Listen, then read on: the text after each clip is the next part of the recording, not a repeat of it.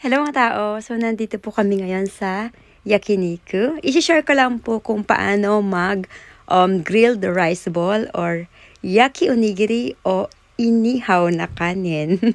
O, diba? So, pag first time po kayo, ganito lang po yan. Ilalagay nyo muna yung onigiri. Kapag medyo luto na yung sa ilalim niyan, babaliktarin nyo lang at doon lang po kayo mag-uumpisang maglagay ng soy sauce. Sobrang sarap po kapag merong soy sauce. Pero syempre, iba-iba naman po ang taste natin, 'di ba? Pwede din namang wag yung lagyan ng soy sauce, pero I recommend na lagyan niyo ng soy sauce.